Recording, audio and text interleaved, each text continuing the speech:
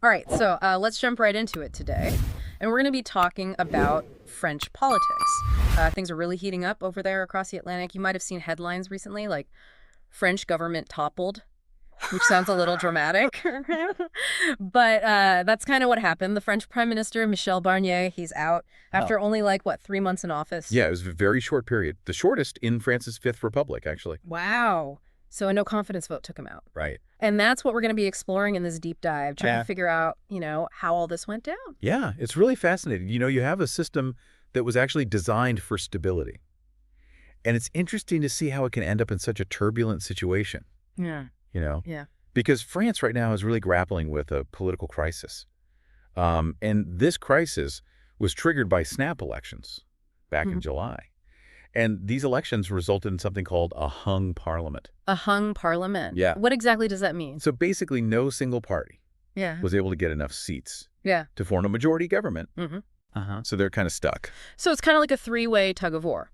You've got Macron's centrist party, then you have a pretty strong left-wing bloc, and then a surprisingly powerful far-right contingent led by Marine Le Pen. That's a good way to put it. Wow, so that sounds like a recipe for gridlock.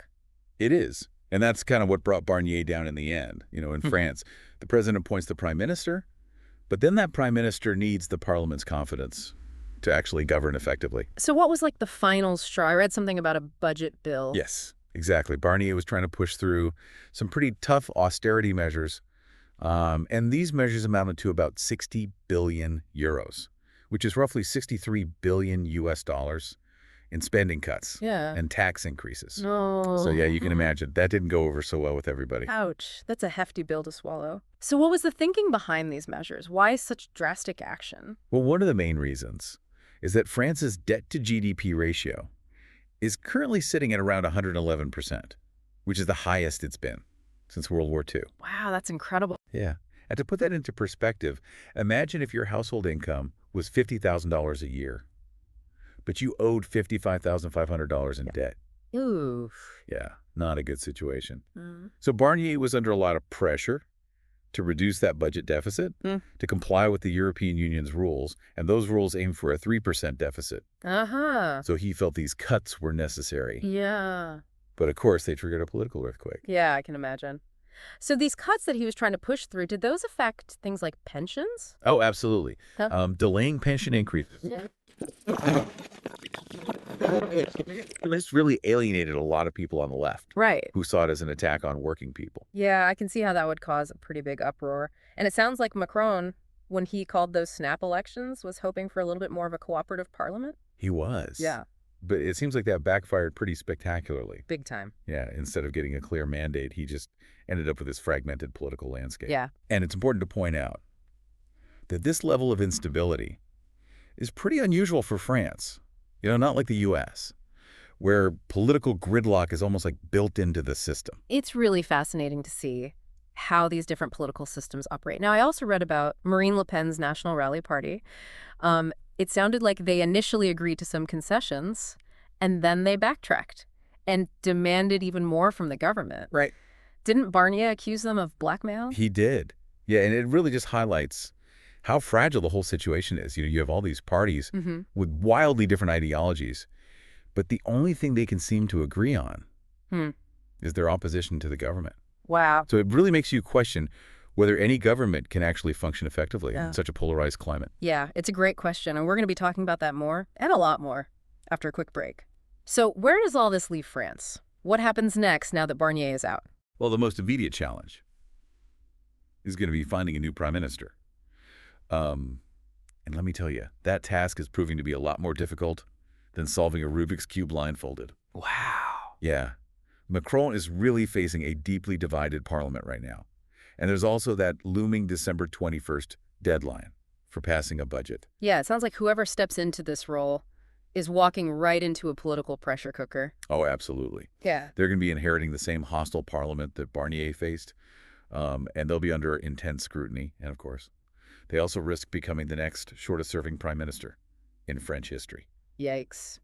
So it's really no wonder that potential candidates are a little hesitant to step up. Are there any talks of Macron himself resigning, or is that just like rumors swirling around? There are definitely some whispers going around, but It seems pretty unlikely at this point. However, the pressure on him is undeniable.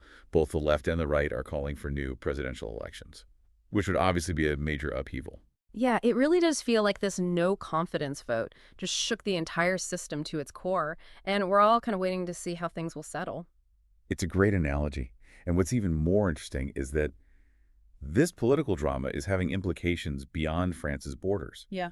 This turmoil comes right after Macron's state visit to Saudi Arabia. And the timing really couldn't be worse. It makes you wonder if other countries might be hesitant to make deals with France right now, given all this political uncertainty. Because who wants to negotiate with a government that might not even be around in a few months? That's a great point. This situation raises serious questions about France's international standing, its leadership role within the European Union, its commitments to NATO, and even its ability to address those pressing global issues are all potentially affected by this. Wow, so this single event, this no confidence vote, could have a ripple effect that's felt across the globe. It really is a stark reminder of how interconnected our world truly is. It is. And that's exactly why this deep dive is so important. This isn't just about one political crisis in France. It's about understanding the fragility of democracies worldwide. Yeah, it's a reminder that these systems, these institutions that we often rely on, they're not invincible. Right. They require constant care and attention. Exactly. And when those systems fail to meet the needs of the people, when these political divides become too wide, it creates this vacuum that extremes are all too eager to fill. So let's talk worst case scenario here. Let's say France can't form a new government, can't pass a budget. What happens then? Does the country just grind to a halt? Well, not entirely. Yeah, there are mechanisms in place for things like emergency budgets and caretaker governments. But the longer this stalemate continues, the greater the risk of paralysis, economic uncertainty, and of course, a dangerous erosion of public trust. Yeah, that makes sense. So December 21st is coming up fast. It is. Do you think a new government, if one is even formed, do you think they'll be able to get things together and pass a budget in time? That's the million-euro question, isn't it? Macron really needs to find someone, anyone really, who can bridge those incredibly deep divisions in Parliament and navigate this incredibly difficult political minefield. Frankly, I don't think the odds are in his favor. Given everything that's happened, it's hard not to wonder if this is just a temporary setback for France, or if it's a sign of something much deeper, like a fundamental shift in the political landscape. It's a valid question. This could just be a blip on the radar, or it could signal a much more profound transformation, a potential turning point in France's political trajectory. So are we witnessing the end of the Fifth Republic? Could this lead to the creation of a Sixth Republic? Well, that might be a tad dramatic, but it's not entirely outside the realm of possibility. To really understand this, I think we need to take a look at the potential scenarios that might unfold. Okay, let's explore those then. What's the most optimistic outcome we can hope for? So in the best case scenario, Macron finds this political virtuoso, someone who can somehow forge a coalition, secure the necessary votes to pass a budget, and restore at least a semblance of stability. Okay, and what about the less optimistic scenarios? What are some of the potential pitfalls we could see? Well, the less optimistic scenarios involve, continued gridlock, maybe even another no-confidence vote down the line. We could also see increased social unrest as people just grow more and more disillusioned with the political process. And then, of course, there's the risk of rising support for extremist parties, particularly on the far right. They're always ready to capitalize on any chaos.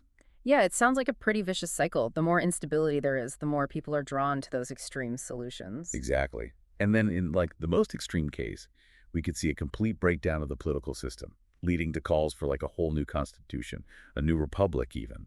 It's a reminder that even in these well-established democracies, the foundations can be shaken. So France is at a crossroads. Which path will they choose? Will they find their way back to stability? Or will this crisis just lead to even more uncertainty? It feels like we're watching this high-stakes political thriller play out in real time. It really is. And that's the thing about politics, isn't it? It's unpredictable. It's messy, and it has real-world consequences for everyone. What happens in France matters not just for the French people, but for the global community as well. You mentioned the global community. What can those of us who aren't French citizens, what can we learn from all of this? I think it's a powerful reminder of just how fragile democratic institutions really are. We often take them for granted. But they need constant vigilance and active participation. We need to engage in constructive dialogue, resist the allure of those echo chambers. And just remember that compromise is not a weakness. It's the very foundation of a functioning democracy. So in a way, France is holding up a mirror to the rest of the world, showing us the potential consequences of division and political polarization. Exactly. When we demonize those who hold different views, when we put ideology above finding common ground, we're creating the perfect conditions for instability and dysfunction. France's situation is a cautionary tale. It's a reminder that the choices we make today can have really profound and lasting impacts on our future. It seems fitting that we're ending this deep dive with more questions than answers. France is at a pivotal moment, and the outcome is still uncertain. Will they be able to navigate this crisis and emerge even stronger on the other side? Or will they succumb to the forces of division and instability? I guess only time will tell. It really is fascinating. It's the beauty and the terror of it all, isn't it? We can't predict the future with any certainty, but we can learn from the past, analyze the present, and engage in thoughtful discussion about the kind of future we want to create. Well said. A huge thank you for joining me on this deep dive into the tumultuous world of French politics. And to all of you listening out there, we leave you with this. What do you think lies ahead for France? Is this just a temporary setback or a sign of deeper systemic issues? And what lessons can we all learn from this unfolding drama? Especially as we navigate the complexities of our own political landscapes, keep those questions in mind as you watch events unfold. Until next time, keep learning, keep questioning, and keep diving deep